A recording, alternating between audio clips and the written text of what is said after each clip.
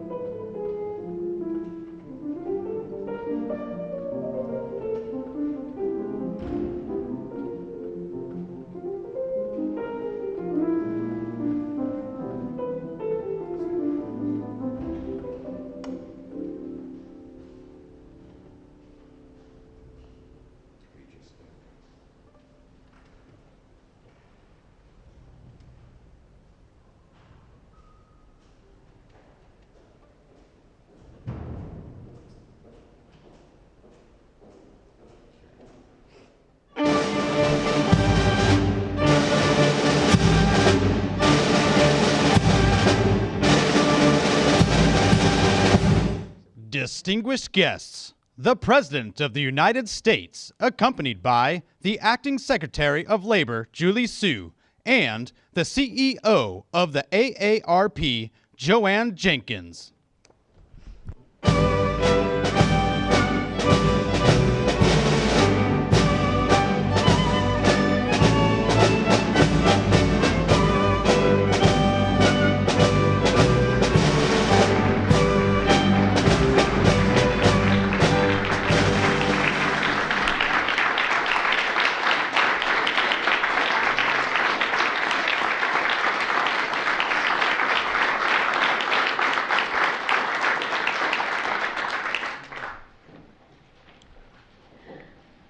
The promise of a good job and a secure retirement gives families, as President Biden often says, a little breathing room.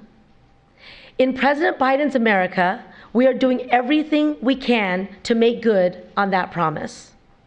Today, this administration takes another step to help Americans save for a secure, dignified retirement. This builds on other steps we've taken, which are making a real difference for millions of families across the country. For example, the Butch Lewis Pension Relief Program is shoring up financially troubled multi-employer pension plans and helping millions of union workers and retirees get the pensions they've earned.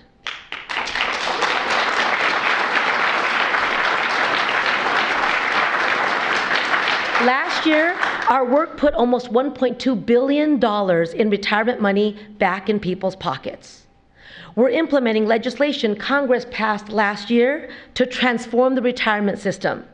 And as part of that, we're making sure workers don't lose money when they leave a job and enroll in their new employer's 401k plan. And today's announcement by the President is a significant step to get junk fees out of the retirement savings market.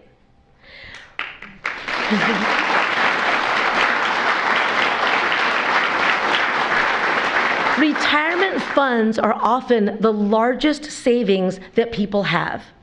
They deserve to know that their financial advisors are giving them trustworthy advice, and that the investment savings they've worked so hard to build, little by little, paycheck by paycheck, year after year, aren't being eaten away by junk fees. Under President Biden's leadership, we are making sure that that money stays in the pockets of hardworking Americans. This is a priority for workers, it's a priority for me, and it's long been a priority for our president, who always has American workers' backs.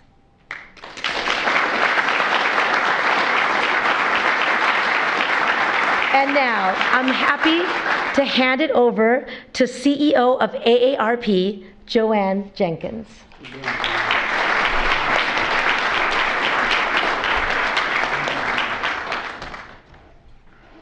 Good afternoon. It's an honor for me to be here today. As CEO of AARP, I have the privilege of leading an organization that's dedicated to empowering Americans to choose how they live as they age. Throughout our lives, we've all been advised to save money for retirement, but this can be a daunting task. While many Americans seek professional help to manage their money, too many can't trust the advice that they get about how to make their retirement savings work for them. Tens of millions of people across the country have invested their hard-earned money into retirement accounts. They need to be able to trust their financial advisors to give them the advice that is solely and completely in their best interests. That's why AARP is honored to be here with President Biden as he takes a critical step to better protect the retirement savings of so many hardworking Americans. The road to get here has been long and hard fought, and AARP has been there every step of the way, never giving up the fight to protect America's retirement security. And neither has President Biden. His administration has worked diligently to level the playing field and to provide more secure and prosperous retirement for millions of Americans. It's now my pleasure to introduce a true champion for working people, President Biden.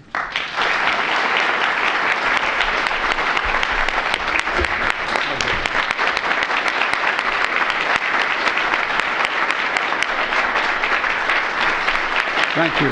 Please. Thank you, thank you, thank you. Joanne, thanks for that introduction. You know, for all the good work you do at AARP and helping Americans achieve security retire. Look, Julie Sue, our Acting Secretary of Labor, it's going to be hell when you're full-time Secretary of Labor. You're doing such a great job as acting. Supporting an awful lot of American workers. And to the advocates and policymakers here today, thank you for all you do to support American families and protect hardworking Americans. Folks, you've heard me say it before. I ran for president to make sure the economy works for everyone, at least gives everyone an equal shot. And to build an economy from the middle out and the bottom up, because when that happens, everybody does well, rather than just the top down. That's why I created a competition council to promote competition across the economy and to lower costs for families. That's the end result. You know, we're taking on what we call junk fees. I remember having this discussion early on with the staff about, well, you sure people are interested? I can tell you what, when you come from a middle-class family like I did, the thing that makes you the angriest is when you're taken advantage of. And I really mean it, even if it's a little bit. It makes you angry as hell. These junk fees are hidden charges that companies sneak into your bill and make you pay more just because they can. Junk fees take real money out of pockets of Americans. And they add up to hundreds of dollars and weighing down family budgets and making it harder to pay the bills. You know, they may not matter to the wealthy. I think they do matter to the wealthy, but they may not matter to them, but they matter to working families like the one I grew up in. You know, the way I think about it is the way my dad talked about it, and the way so many of you at home talk about it around your kitchen table. How much are your monthly bills? How much do you have to pay for those necessities, your monthly bills? And is there ever anything left over? Just to give you just a little bit of breathing room. Not a whole lot, just a little bit of breathing room. Hidden junk fees make it even harder for families to have a little bit of that breathing room. That's why over the past 2 years, my administration has taken steps to crack down on unfair and deceptive junk fees in banking, hotel costs, rental housing, cable, internet, concerts, airlines, healthcare. You know, for example, my administration banned banks and credit unions from charging fees for basic service like checking your account balance. I love that one. You know, I got so damn mad when I found, anyway. Retrieving old bank records, that's really hard to do, man. Or looking up your balance for your loan, on your loan, that's a killer, man. That costs so much money for those banks. But look, they charge up to $30 for these services. And, you know, when you've bounced a few checks like I did, you know, when I was trying to get started, anyway, that's over. That's over. We've taken those fees. They're now illegal. You know, we've secured $140 million in refunds for customers who were charged illegal junk fees by their banks. And it matters.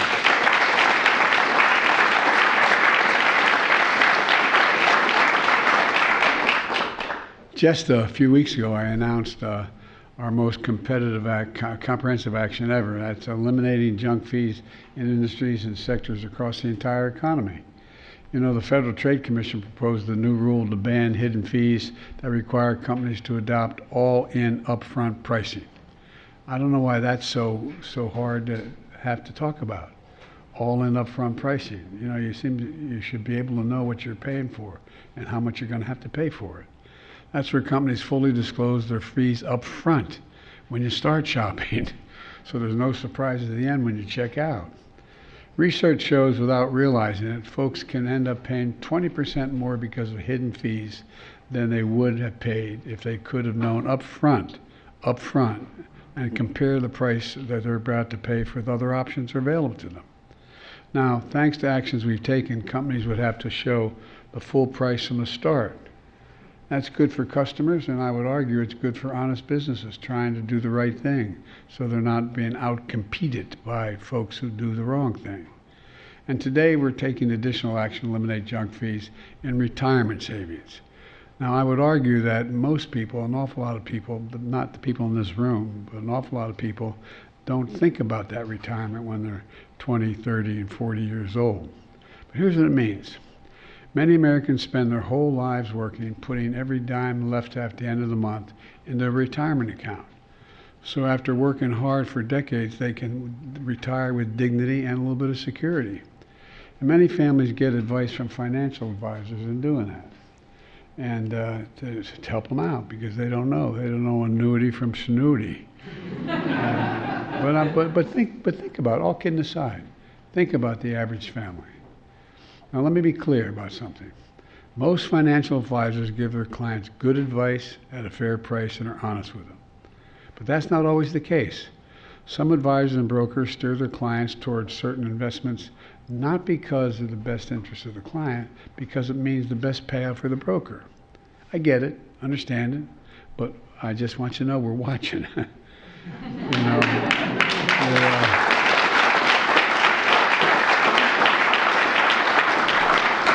To put it colloquially, look, they're putting their self-interest ahead of their client's best interest, and they're scamming Americans out of hard-earned money.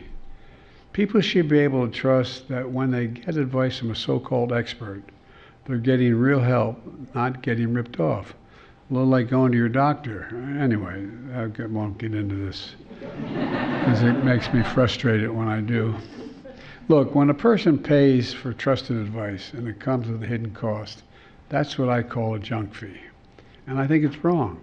Let me give you just one example. Millions of Americans have investment in so-called annuities in their retirement accounts. Annuities are supposed to work like a pension plan.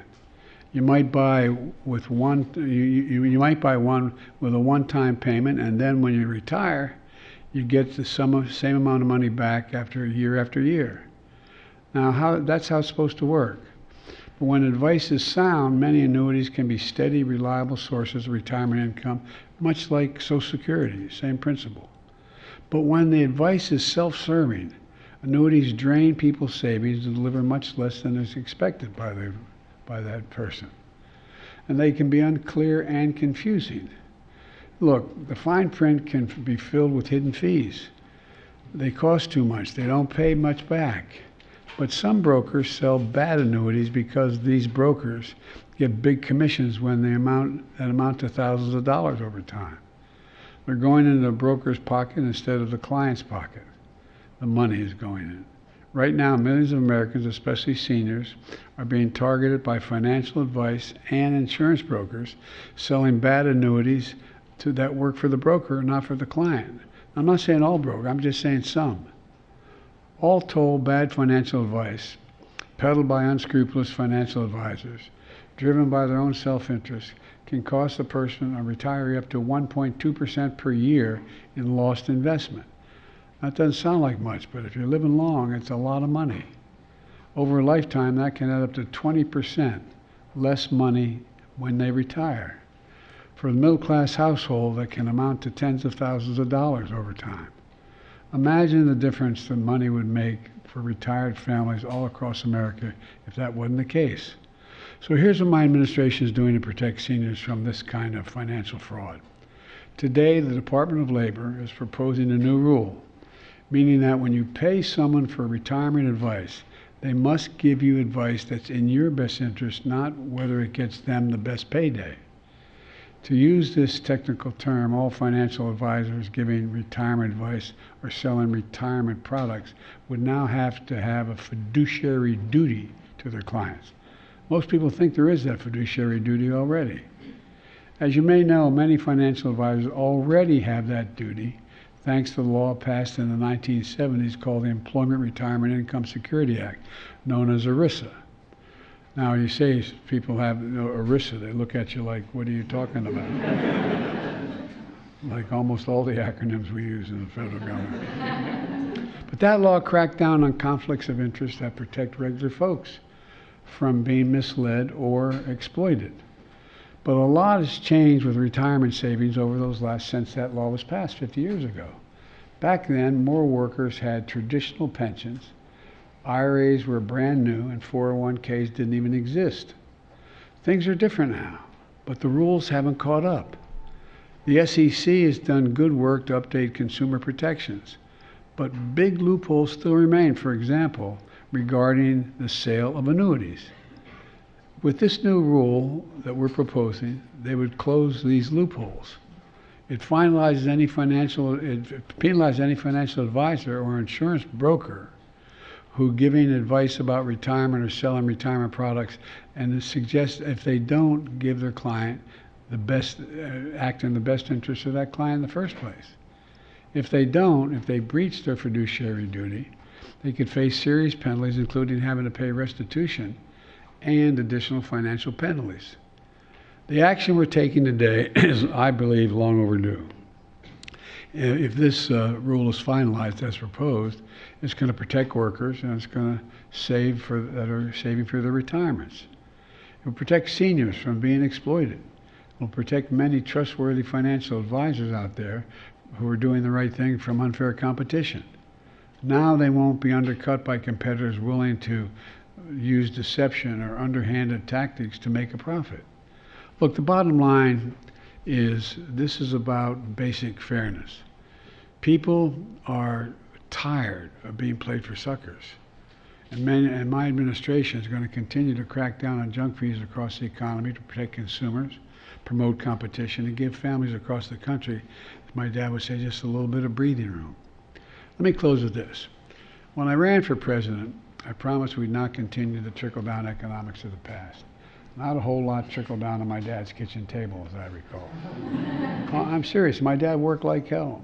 We were a typical middle-class family. We lived in a development of rural, when cities were expanding and people were moving out in the farm areas. We lived in a development of 35 homes, split-level homes. We had a 3-bedroom home with 4 kids and a grandpa lived with us. The walls were thinned. I wondered how my mom and dad got through it, and I look back on it. But all kidding aside, there wasn't a whole lot to trickle down on my dad's kitchen table. My dad worked like hell. It represented the moment we walked away from how this country was built when we got into the trickle-down series. I believe every American willing to work hard should be able to achieve the American dream no matter where they live. The steps we're taking today and everything else we've done to clamp down on junk fees and restore basic fairness in our economy is part of a larger vision for our country. I think we all share, whether you think the way I'm doing it is correct or not, but I think we share the vision.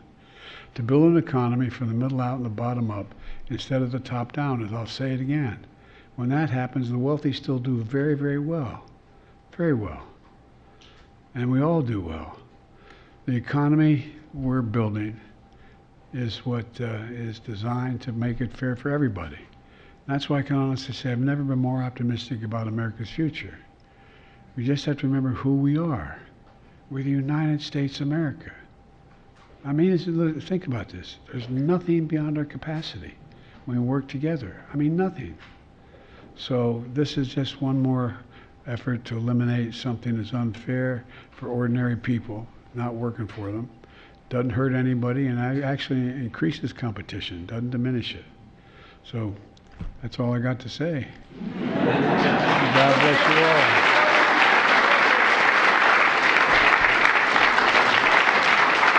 Thank you.